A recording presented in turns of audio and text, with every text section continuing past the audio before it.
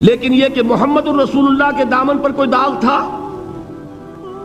ان کو تو سارے مکے والے الصادق الامین کہتے تھے، نہایت محبوب شخصیت تھے.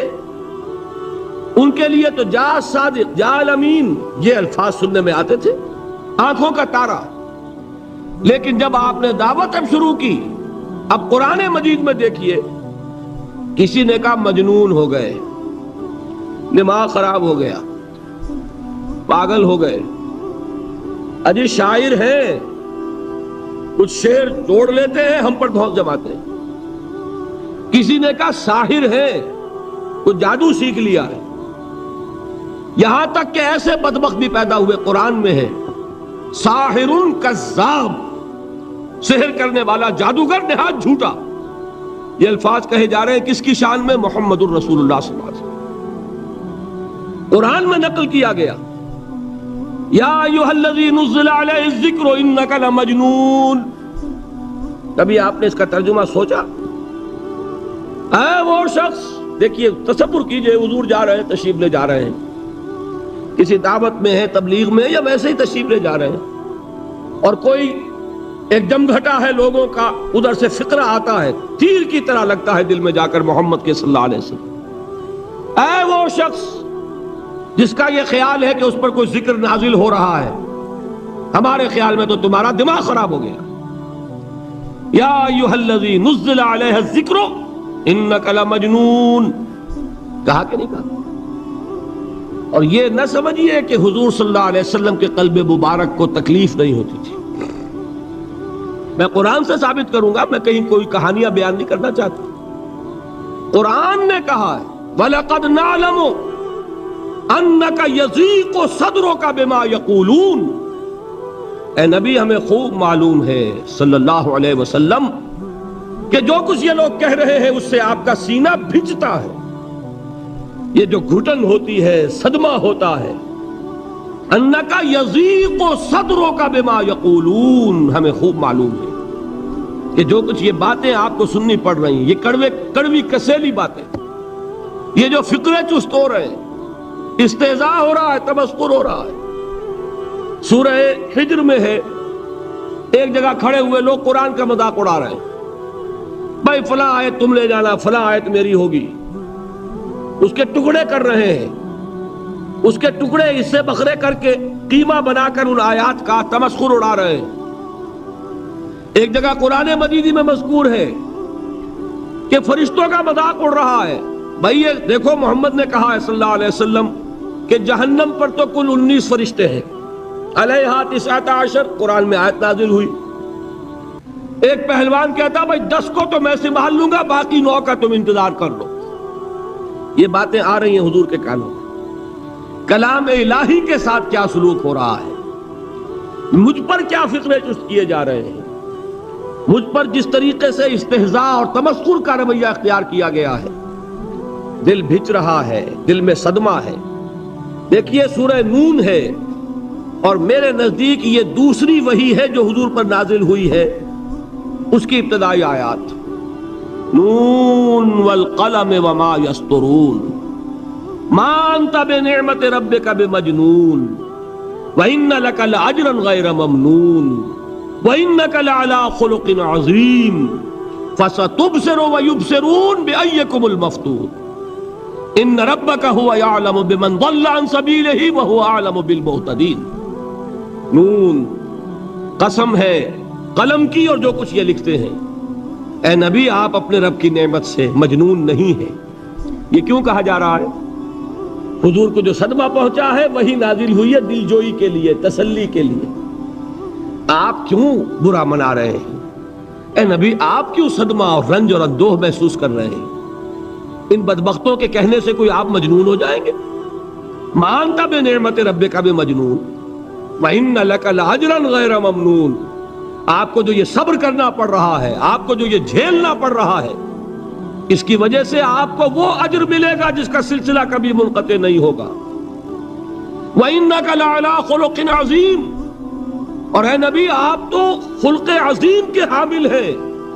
آپ کا اخلاق، آپ کا کردار، آپ کی سیرت، آپ کی شخصیت میں طہارت، نفاست، پاکیزگی. آج تک دنیا نے کوئی پاگل کوئی مجنون ایسا بھی دیکھا؟ یہ ساری باتیں اللہ تعالیٰ حضور کی دلجوئی کے لیے فرما رہے ہیں. اس سے آپ اندازہ کیجئے کہ کتنا صدمہ ہوتا ہوگا. یہی ہے، اس ساری چیز کو جمع کیجئے تو یہ چیز کیا ہے؟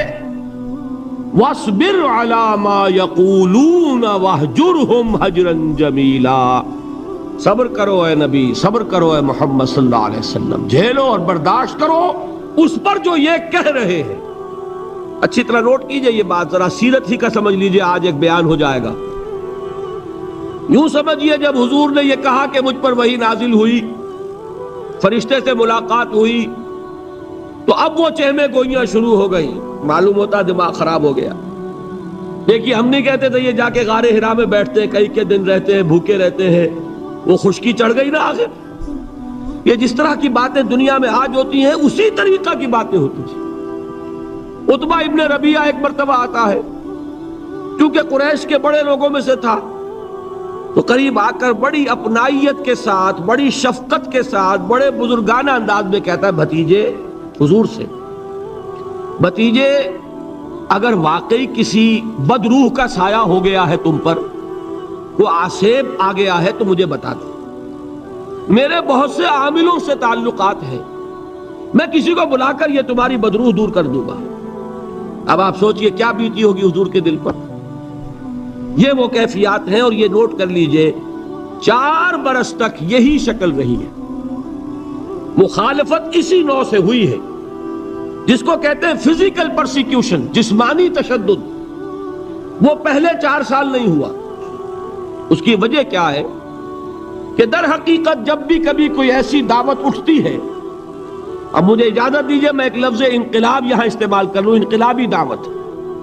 کل میں نے کہا تھا نا، ایک ہوتی ہے خالص مذہبی تبلیغ، ایک ہوتی ہے انقلابی تبلیغ. مذہبی تبلیغ کی سب سے بڑی مثال عیسائیت کی تبلیغ، اور انقلابی تبلیغ کی سب سے بڑی مثال اشتراکی تبلیغ. میں باہر سے مثالیں دے رہا ہوں، اندر سے نہیں دینا چاہتا. آگے یہ کہ یہ قدر گفتے ہیں، باقی فکر کن. آگے انسان اپنی عقل سے کام لے، سوچے، غور و فکر کرے. تو یہ انقلابی تبلیغ تھی محمد الرسول اللہ صلی اللہ علیہ وسلم. اور انقلابی تبلیغ کے اندر یہ بات جان لیجئے کہ پہلا رد عمل جو ہوتا ہے معاشرے کا وہ یہ ہوتا ہے کہ کوئی ایسی بات گھبرانے کی نہیں ہے. ایک آدمی کا دماغ خراب ہو گیا ہے اور کچھ سر پھرے قسم کے چند نوجوان اس کے ساتھ ہیں، ایسی کیا بات ہے گھبرانے کی؟ مشت خاک ہے، بس ان کو چٹکیوں میں اڑاؤ. جو چٹکیوں میں اڑانا کہلاتا ہے نا، اسی کو قرآن مجید میں ایک اور جگہ کہا گیا ہے، یریدون لیطفئوا نور اللہ بافواہہم. یہ چاہتے ہیں کہ اللہ کے نور کو اپنے منہ سے بجھا دیں، پھونکے مار کے ہی بس. تو پہلا رد عمل جو ہوتا ہے ایک نظام کا، ایک کسی انقلابی دعوت کے خلاف، وہ رد عمل ہوتا ہے استہزاء، تمسخر، مذاق کرو. ان کو، جس کو آپ انگریزی میں کہتے ہیں ڈی مورلائز کر دو. ان کی ہمتیں جو ہے وہ ٹوٹ جائیں. ان کو اس طریقے سے، اسی کا نام ہے آج کل کی اصطلاح میں کیریکٹر اسیسینیشن. ان کی شخصیتیں جو ہیں ان کو داغدار کر دو، ان کا اعتبار ختم کر دو، ان کا استہزاء کرو، تمسخر کرو. اور یہ میں آپ سے عرض کر رہا ہوں اس وقت ایک گونا فخر کے ساتھ اور اللہ تعالیٰ کا شکر ادا کرتے ہوئے کہ میں نے جو کام بھی کیا ہے اس وقت پاکستان میں، آپ نے اخبارات میں دیکھا ہوگا، بڑا دقیانوسی مولوی ہے. بیگمات کا رد عمل جو ہوا وہ آپ کے علم میں ہوگا. بڑے جو یہ جدید ہمارے روشن خیال قسم کے جو صحافی ہیں، اگر کہیں آپ نے پڑھا ہو جس طرح استہزاء ہوا ہے، جس طرح مذاق اڑایا گیا ہے، جو الفاظ استعمال کیے گئے ہیں، وہ میرے نزدیک بہت بڑی سند ہے جو اللہ کے ہاں جا کر پیش کروں گا کہ اللہ تیرے دین کے لیے. میں نے اپنے گھر سے کوئی بات نہیں کہی، میں نے جو بات کہی وہ جو شریعت محمدی کی بات ہے وہ کہی.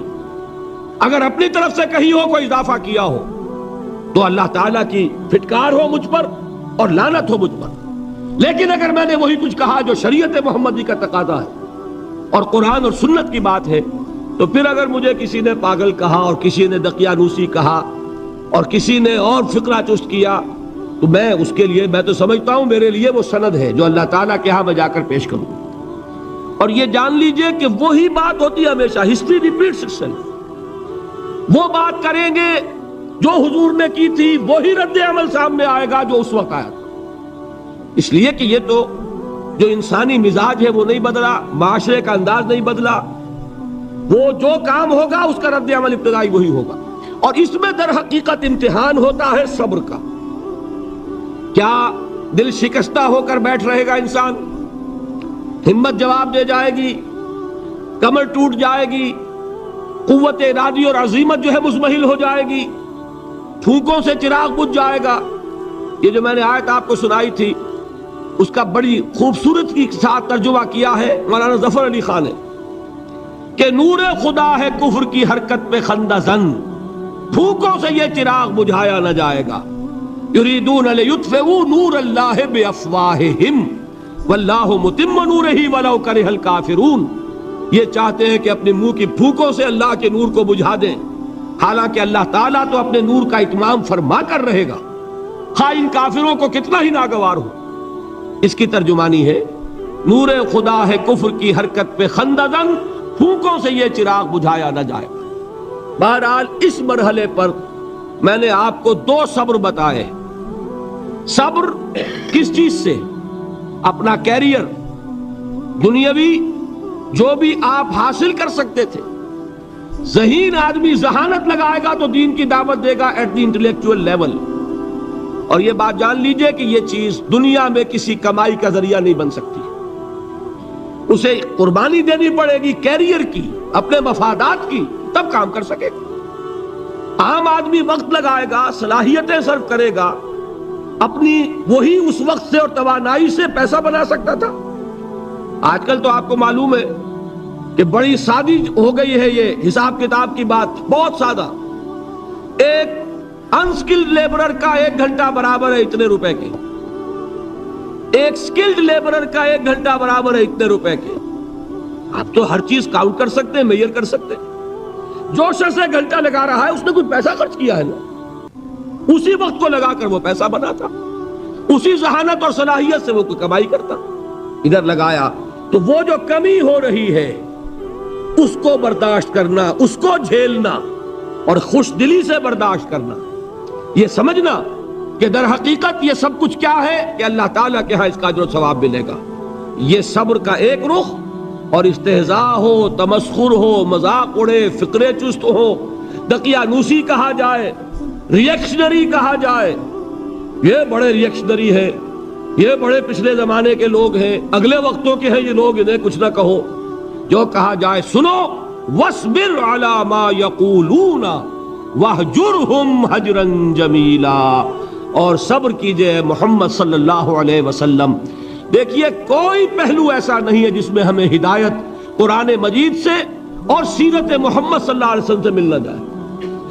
اگر اللہ تعالیٰ مقام دعوت پر فائز ہونے کی توفیق عطا فرما دے تو جو مرحلے پیش آئیں گے وہ آپ کو نظر آ جائیں گے سیرت محمدی میں صلی اللہ علیہ وسلم، اور اس وقت حضور سے جو کہا گیا اس سے آپ کے دل پر بھی، اس کے زخمی جو آپ کا دل ہے، آپ کے احساسات ہیں، اس پر مرہم رکھا جائے گا۔ وَلَقَدْ نَعْلَمُ أَنَّكَ يَضِيقُ صَدْرُكَ بِمَا يَقُولُونَ، ہمیں خوب معلوم ہے کہ جو کچھ آج تمہیں سننا پڑ رہا ہے اس سے تمہارا سینہ بھجتا ہے، تمہیں رنج اور صدمہ ہوتا ہے، لیکن وَاصْبِرْ عَلَى مَا يَقُولُونَ، جو کچھ یہ کہہ رہے ہیں اس پر صبر کیجئے، اس کو جھیلیے اور برداشت کیجئے۔ اچھا، اس مرحلے پر صبر کی ایک تیسری شکل ہے، اس کو بھی سمجھ لیجئے۔ وہ صبر ہے جو میں نے سورہ حامیم السجدہ کے حوالے سے آپ کے سامنے رکھا ہے۔ مقام دعوت پر جو شخص فائز ہو گیا ہو اس کے لیے یہ صبر لازم ہے کہ لوگ گالیاں دیں وہ دعائیں دیں، لوگ پتھراؤ کریں وہ پھول پیش کرے، اگر نہیں کرے گا دعوت نہیں آگے بڑھے گی۔ اچھی طرح سمجھ لو، یہ جو قانون ہے السن بالسن والعین بالعین، آنکھ کا بدلہ آنکھ اور دانت کے بدلے دانت اور کان کے بدلے کان، یہ قانون ہے شریعت کا۔ یہ قانون مقام دعوت پر نہیں چلتا، مقام دعوت کا قانون اور ہے، جھیلو، برداشت کرو، مارے کھاؤ، ہاتھ نہ اٹھاؤ۔ اس کا نام ہے پیسو ریزسٹنس. وہ میں نے کل کہا تھا نا کہ 3 مجھے اصطلاحات آپ کو بتانی ہے اور اس کا مفہوم. تیسرے لیول پر جب آپ آ جائیں گے اقامت دین کی جد و جہد میں، اس کے لیے پہلا صبر کیا ہے؟ صبر محض. اب میرے پاس کوئی اور لفظ نہیں ہے ترجمہ کرنے کے لیے. صبر محض سے کوئی بات شاید بہت سے حضرات کی سمجھ میں نہیں آئے گی. صرف صبر کیا معنی؟ Passive resistance. لوگ گالیاں دیں تم دعائیں دو، لوگ تمہیں مار رہے ہو تم ہاتھ مت اٹھاؤ. یہ جو پیسو ریزسٹنس ہے مقام دعوت کے لیے یہ لازم.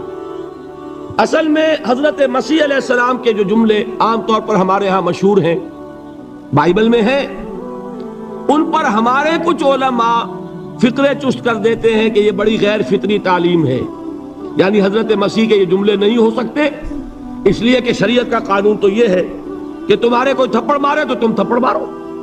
قصاص وَلَكُمْ فِي الْقِصَاصِ حَيَاتٌ يَا أُولِي الْأَلْبَابِ ہے کہ نہیں؟ اے ہوش مندو، قصاص میں زندگی ہے. بدلہ نہیں لوگے تو شریروں کی حوصلہ افزائی ہوگی. اس نے آج تمہارے تھپڑ مارا ہے، تم نے بدلہ نہیں لیا، کل وہ کسی اور کے لگائے گا. اس کو تو یوں سمجھیے نا کہ عادت پڑے گی. پھر معاشرے کی درستی کے لیے ضروری ہے کہ بدلہ ہو. ایک تھپڑ اس نے لگایا ہے تو تھپڑ اس کے لگے تو اس کے بھی 14 طبق روشن ہو، تاکہ کسی اور کو تھپڑ مارنے کی ضرورت اس میں نہ ہو. یہ صحیح ہے کہ معاشرے کی درستی اسی میں، لیکن جو دعوت کا معاملہ ہے بالکل جدا ہے، اس کے قانون اور ہیں. حضرت مسیح کے الفاظ کیا تھے یا نہیں؟ بہرحال انجیل میں یہ ہے، اور میں جو بات عرض کر رہا ہوں وہ یہ ہے کہ وہ بالکل صحیح ہے. مقام دعوت کے دوران یہی طرز عمل صحیح ہے، اور یہی طرز عمل محمد رسول اللہ نے صلی اللہ علیہ وسلم اپنے ساتھیوں کو تلقین فرمایا. وہ کیا ہے؟ وہ الفاظ جو ہے انجیل کے وہ یہ ہیں کہ اگر کوئی تمہارے داہنے گال پر تھپڑ مارے بایاں بھی پیش کر دو. اگر کوئی تمہارا چغا لینا چاہے نالش کر کے تو تم اس کو کرتا بھی اتار کے دے دو. اگر کوئی تمہیں بیگار میں 1 کوس لے کے جانا چاہے تم 2 کوس اس کے ساتھ جاؤ. اس پر کہا گیا کہ یہ بڑی غیر فطری تعلیم ہے.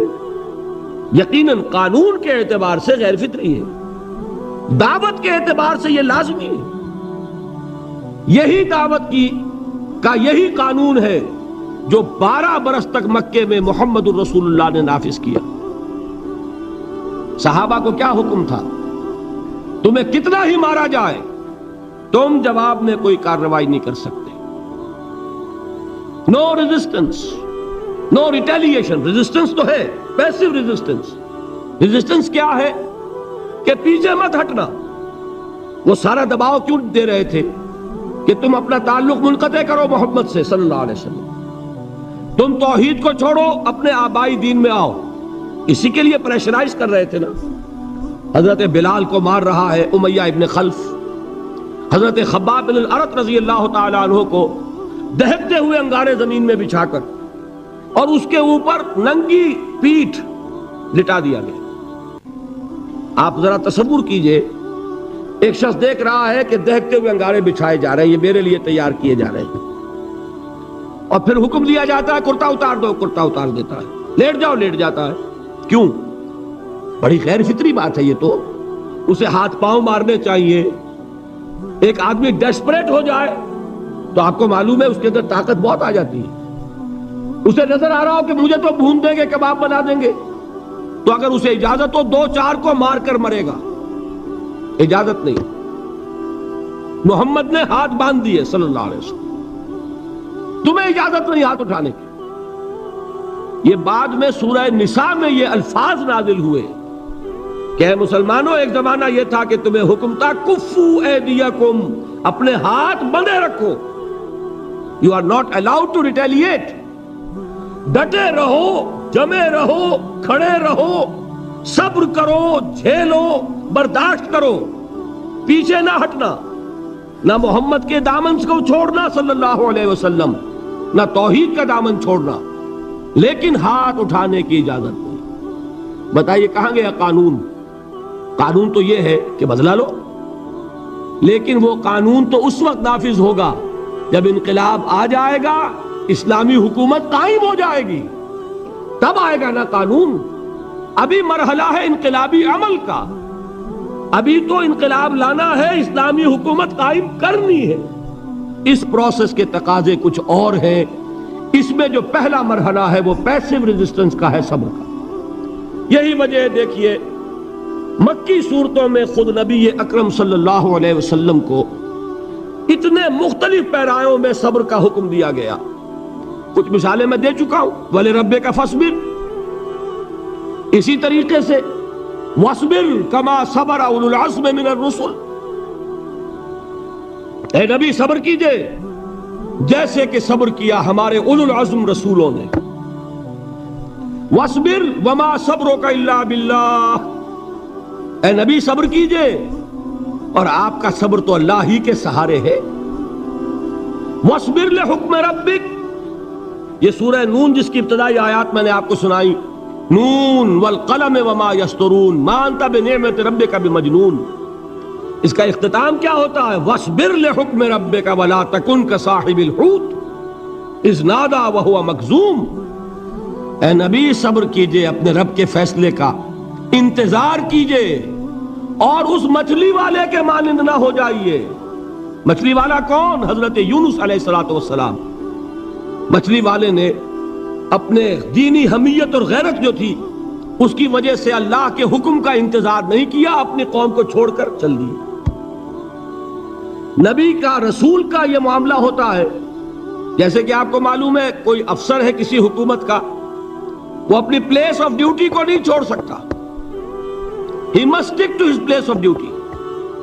بڑے افسرز کے لیے تو یہ بہت بہت اہم بات ہے۔ تو اے رسول، جہاں آپ کو ہم نے تعینات کیا ہے آپ وہاں سے ہل نہیں سکتے کہ ذرا مخالفت ہوئی، لوگوں نے فقرے چست کیے اور آپ کہیں اور چل دیے، دفع ہوئیے، یہ بات نہیں سننا چاہتے، میں کسی اور کو سناؤں گا۔ ہو سکتا ہے نا؟ ہم تو کرتے ہیں نا یہ، اس لیے کہ ہمیں تو اللہ نے کہیں تعینات تو نہیں کیا نا۔ اگر ایک جگہ کے لوگ بات نہیں سنتے، چلو بھائی ہم کہیں اور جائیں گے، وہاں بات سنائیں گے۔ لیکن رسول کا معاملہ ہوتا ہے جو اس کی پلیس آف اپوائنٹمنٹ ہے، he cannot leave his place without the express permission of Allah سبحانہ وتعالی۔ آپ نے یہ سنا ہوگا، سیرت کی تقاریر میں پڑھا ہوگا کہ مدینے کی طرف ہجرت کی اجازت حضور نے تمام صحابہ کو دے دی، خود منتظر رہے جب تک کہ اللہ کی طرف سے اجازت نہیں آ گئی۔ حضرت ابو بکر پوچھتے رہتے تھے حضور اجازت آ گئی کہ نہیں؟ نہیں ابھی نہیں آئی۔ حضور اذن آ گیا؟ نہیں آیا، ابھی نہیں آیا۔ حبشہ کی طرف سب کو بھیج دیا، اجازت دے دی جو جانا چاہے چلا جائے۔ حضور کی صاحبزادی جو حضرت عثمان کے نکاح میں تھی وہ بھی ہجرت کر رہی، لیکن حضور تو نہیں گئے۔ رسول نہیں چھوڑ سکتا اپنی جگہ کو، یہاں تک کہ تمام تقریباً صحابہ چلے گئے، حضور رہ گئے، حضرت ابو بکر رہ گئے، حضرت علی رہ گئے، اور حضرت ابو بکر پوچھ رہے ہیں بار بار اجازت آئی یا نہیں؟ نہیں ابھی نہیں آئی۔ حضرت عائشہ نے واقعہ بیان کیا کہ ایک روز اچانک دوپہر کے وقت ہم نے دیکھا کہ حضور نے اپنے پورے جسم کو ڈھانپا ہوا ہے، چہرے کو بھی کپڑے میں ڈھانکا ہوا ہے اور تشریف لا رہے ہیں۔ یہ اس میں تعجب کی بات یہ کہ عرب میں آج بھی آپ کو معلوم ہے کہ یہ چیز جو ہے ان کی روایات کے خلاف ہے کہ دوپہر کے وقت کوئی کسی سے ملنے جائے۔ یہ وقت جو ہے قیلولے کا ہے، آرام کا ہے۔ آج کل وہ عصر اور ظہر کے مابین کا وقفہ، تو این ٹھیک دوپہر کے وقت تشریف لائے حضور۔ آپ نے آ کے حضرت ابو بکر سے فرمایا کہ اجازت آ گئی ہے۔ اس میں ایک قصہ تھوڑا سا اور بتا دوں، بہت دلچسپ ہے اور بہت ہمارے لیے سبق آموز ہے۔ حضرت ابو بکر نے بہت خوش ہو کر ایک بات کہی، حضور میں نے 2 اونٹنیاں تیار کی ہوئی ہیں۔ یعنی اب آپ وہ تو سوچتے تھے نا شاباش ملے گی کہ میں نے تیاری کی ہوئی ہے، میں نے 2 اونٹنیوں کو خوب کھلا پلا کے فربا کیا ہوا ہے، بڑی توانا ہے تاکہ ہم تیزی کے ساتھ سفر کر سکیں۔ حضور نے توقف کیا، فرمایا ہاں ٹھیک ہے، 1 اونٹنی میں استعمال کروں گا لیکن میں اس کی قیمت ادا کروں گا۔ حضرت ابو بکر کی آنکھوں میں آنسو آ گئے، روتے ہوئے کہا حضور مجھ سے یہ مغایرت، کیا یہ جان اور مال کسی اور کے لیے ہے؟ آپ مجھ سے بھی کہہ رہے ہیں میری اونٹنی جو ہے وہ بھی بلا معاوضہ آپ قبول نہیں فرما رہے۔ یہ ہے محمد الرسول اللہ کی غیرت اور حمیت کا معاملہ۔ ہمارا معاملہ جو ہے دین کی دعوت و تبلیغ کے اعتبار سے بالکل کچھ مختلف بنا ہوا ہے، اسی لیے وہ عزت نہیں، وہ وقار نہیں۔ یہاں یہ حال ہے کہ حضور کے خسر ہیں، جان نثار ہیں، یار غار ہیں، سب کچھ ہیں، لیکن وہاں بھی یہ معاملہ ہے کہ ٹھیک ہے اونٹنی کی میں قیمت ادا کروں۔ بہرحال میں جو عرض کر رہا تھا وہ یہ ہے کہ چونکہ رسول کو اجازت نہیں تو فرمایا گیا وَاصْبِرْ لِحُکْمِ رَبِّكَ وَلَا تَكُنْ كَصَاحِبِ الْحُوتِ۔ دیکھنا وہ جو یونس علیہ السلام جو انہوں نے کیا تھا، اجازت آئے بغیر وہ اپنی قوم کو چھوڑ کر کسی اور وجہ سے نہیں گئے تھے دین کی حمیت اور غیرت کی وجہ سے۔ یہ بدبخت بات سننے کو تیار نہیں ہے تو دفع ہو، میں کہیں اور جا کر اللہ کی بات کہیں سناؤں گا، لیکن اجازت کے بغیر نہیں جا سکتے۔ یہی وجہ ہے کہ پکڑ ہوئی، گرفت ہوئی اور مچھلی کے پیٹ میں رہے، وہاں وہ لا الہ الا انت سبحانک انی کنت من الظالمین، اور وہاں سے پھر اللہ تعالیٰ نے نجات دی، مچھلی نے انہیں اگل دیا ساحل کے اوپر۔ یہ ایک لمبی بات ہے۔ تو یہاں حضور سے کیا کہا گیا؟ صبر کی۔ اب دیکھیے ایک بات عجیب ہے، یہ ربط اپنے ذہن میں رکھیے، اللہ تو صبر کی تلقین کر رہا ہے اپنے رسول کو، اور رسول یہی تلقین کر رہے ہیں اپنے صحابہ کو، صبر کرو، جھیلو، برداشت کرو، ہاتھ مت اٹھانا، کوئی جوابی کارروائی نہیں ہوگی، بلکہ اپنے اوپر جھیلو جو کچھ جھیلنا ہے، ڈٹے رہو، پیچھے مت ہٹنا، یہ صبر ہے، لیکن ہاتھ اٹھانے کی اجازت نہیں۔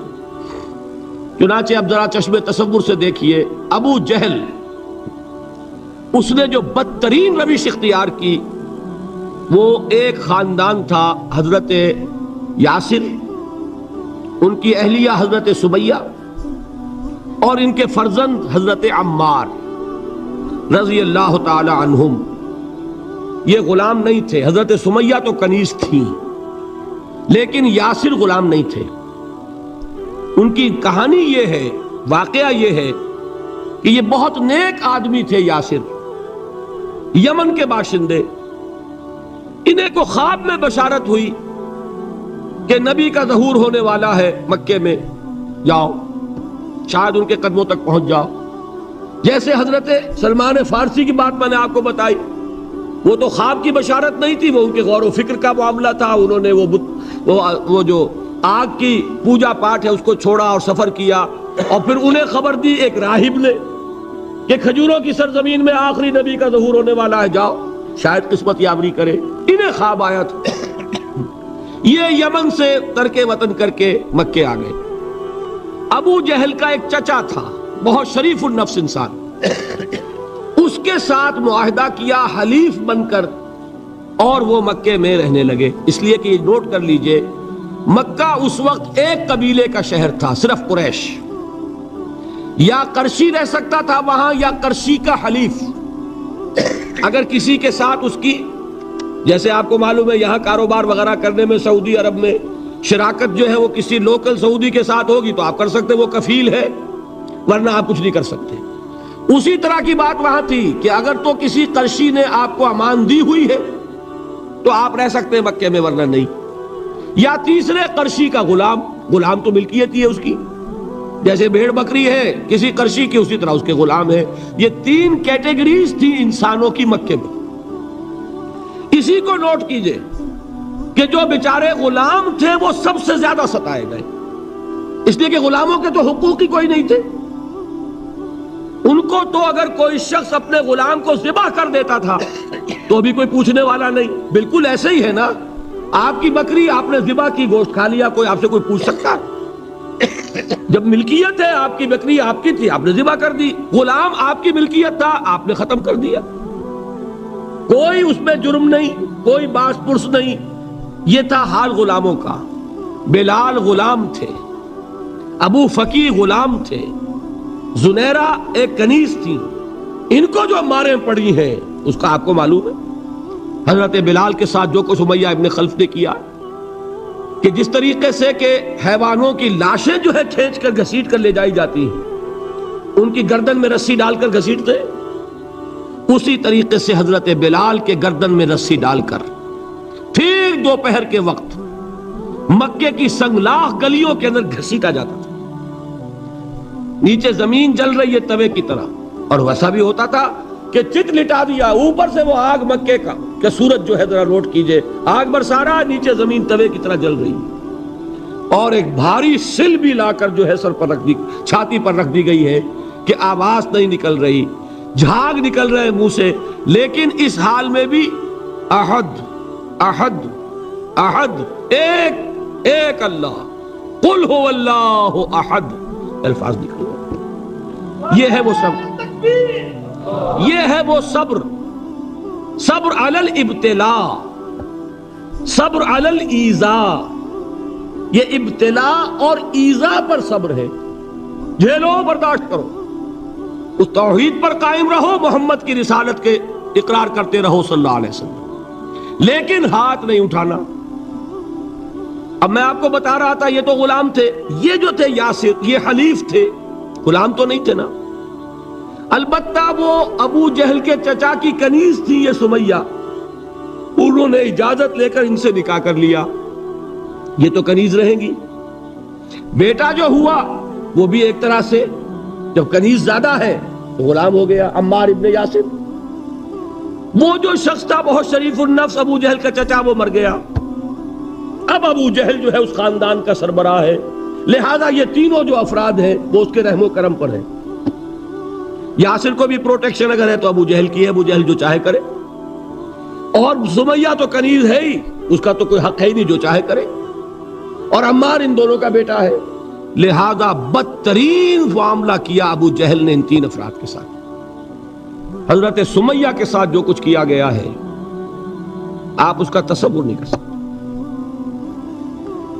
بالآخر جو شہید کیا ہے حضرت سمیہ کو ایذائیں دے دے کے، سسکا سسکا کے، ان کے جسم کے نازک حصوں کو جلا کے، داغ دے کر. کہتا کیا تھا؟ ایک دفعہ کہہ دو کہ میرا جو یہ بت ہے یہ بھی الہ ہے، مان لو، میں چھوڑ دوں گا. تنگ آ گیا، کسی طریقے سے ایک دفعہ کہہ دو پھر میں چھوڑ دوں گا. لیکن یہ میاں بیوی حضرت یاسر اور حضرت سمیہ رضی اللہ تعالی عنہما، یہ ہے ثبات، یہ ہے صبر، یہ ہے استقلال. ایک مرتبہ بھی کہنے کے لیے تیار نہیں، جو چاہو کر لو، اب ہم تو اس سے پیچھے نہیں ہٹیں.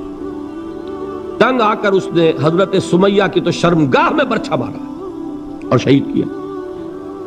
حضرت یاسر کے بارے میں ایک روایت یہ ہے، ستا ستا کے، تنگ کر کر کے، آخر کار جو ختم کیا انہیں شہید کیا کس طرح؟ 4 سانڈ اونٹ جوان، ان سے رسے باندھے، ایک رسے سے ایک بازو باندھا، دوسرے سے دوسرا بازو باندھا، تیسرے سے ایک ٹانگ باندھی، چوتھے سے دوسری ٹانگ باندھی، اور چاروں کو دوڑایا ہے کہ جسم کے پرخچے ہو گئے.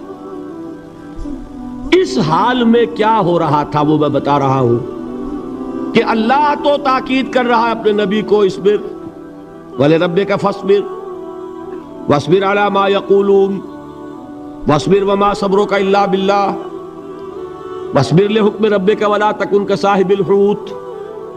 اس وقت سامنے سے حضور گزرتے تھے جبکہ آل یاسر کے ساتھ یہ معاملہ ہو رہا ہے. کیا فرماتے تھے؟ اصبروا یا آل یاسر فإن موعدکم الجنہ. اے یاسر کے گھر والوں صبر کرو، جھیلو، اس لیے کہ تمہارے وعدے کی جگہ جنت ہے. اللہ تعالیٰ ادھر آنکھ بند ہوگی ادھر جنت میں تمہارا داخلہ ہو جائے گا. یہ ہے تواصوا بالصبر والعصر ان الانسان لفی خسر. یہ تواصوا بالصبر پر کون عمل کر رہا ہے؟ محمد الرسول اللہ صلی اللہ علیہ وسلم. اس میں بھی ایک بات ہے، وہ بھی سمجھ لیجئے، دین میں جہاں عظیمت ہے رخصت کا پہلو بھی ہے. یہ جو نوجوان تھے، یہ بوڑھے والدین کا تو وہ مقام ہے، یہ رتبہ بلند ملا جس کو مل گیا. ہر مدعی کے واسطے دار و رسن کہاں؟ حضرت سمیہ اور حضرت یاسر. نوٹ کیجئے، میں ایک اعتبار سے کہا کرتا ہوں، سید الشہداء یہ بنے کہ نہیں بنے، ان کو جو فوقیت حاصل ہوئی، الفضل للمتقدمین، سب سے پہلی جان دینے والی یہ خاتون اور سب سے پہلی جان دینے والا اللہ کے لیے، توحید کے لیے، محمد کی رسالت کے لیے صلی اللہ علیہ وسلم. دے تو بھی محمد کی صداقت کی گواہی. یہ صداقت کی گواہی دیتے ہوئے انہوں نے اپنی جانیں دے دی.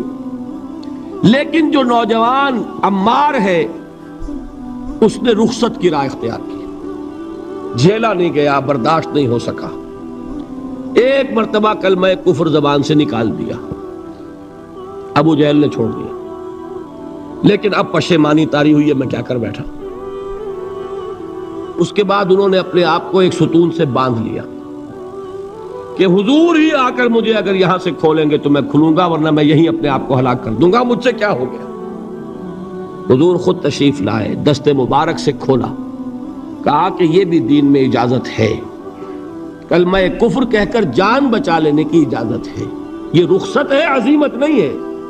تمہارے والدین نے جو مقام حاصل کر لیا وہ تو پھر میں وہی کہوں گا کہ ہر مدعی کے واسطے دار و رسن کہاں، یہ رتبہ بلند ملا جس کو مل گیا. البتہ دین میں یہ ہے، آیت بھی ہے قرآن مجید کی، وَقَلْبُهُ مُطْمَئِنٌ بِالْإِيمَانِ، دل ایمان پر جمع ہوا ہو، کسی وقت محض جان بچانے کے لیے کلمہ کفر کہہ دینا، دل پر کوئی آنچ اس کی نہ آ رہی ہو تو اس کی اجازت ہے. کمزور طبائع کو بھی اللہ تعالیٰ نے اپنے دین میں اکوموڈیٹ کیا ہے. حضور نے ان کی ہمت بندھائی کہ گھبراؤ نہیں، ٹھیک ہے، یہ بھی اگر تمہارے دل کے اوپر کوئی اثر نہیں ہے تو کوئی حرج نہیں. بہرحال یہ میں آپ کو اب اس کا فلسفہ بھی سمجھا دوں. میرے دل میں ایک دفعہ خیال آیا تھا، جس وقت ابو جہل حضرت سمیہ اور حضرت یاسر کے ساتھ یہ سلوک کر رہا تھا، کم سے کم 30 ورنہ میرے اندازے میں 40 اشخاص، 40 مسلمان مکے میں موجود تھے. میرے دل میں اچانک ایک خیال آیا، کیا یہ بے غیرت تھے، بے حمیت تھے؟ انہوں نے اپنی بہن کو چھڑایا نہیں؟ انہوں نے حضرت یاسر ان کے دینی بھائی ہیں، محمد کے غلام ہیں، ان کی حمایت میں کچھ تو کرتے، بلوا کرتے، کچھ شور کرتے، ہنگامہ کرتے، چھڑا کر لے جاتے، کیوں نہیں کیا؟ اچانک خیال آیا، نعوذ باللہ ثم نعوذ باللہ، نہ بے غیرت تھے نہ بے حمیت تھی. اصل بات یہ کہ حضور کی اجازت نہیں. کیا کریں؟ خون کھول رہا ہے، سینوں میں جوش ہے، لیکن اجازت نہیں. یہ ہے ڈسپلن کی وہ تربیت جو محمد رسول اللہ نے دی. دیکھیے، جوش میں آ کے حملہ کرنا یہ اور بات ہے، خون کھول رہا ہو اور پھر اپنے آپ کو تھامنا یہ زیادہ مشکل کام. جب خون کھولتا ہے آدمی جو جان کی پرواہ نہیں ہوتی. بدر میں جو ہوا ایک واقعہ ایک دفعہ سن کر جھجری آتی ہے، لیکن واقعہ یہ ہے کہ جب جنگ کی حالت میں اشتعال ہوتا ہے اور خون کھول رہا ہوتا ہے وہ چیزیں آسان ہوتی ہیں.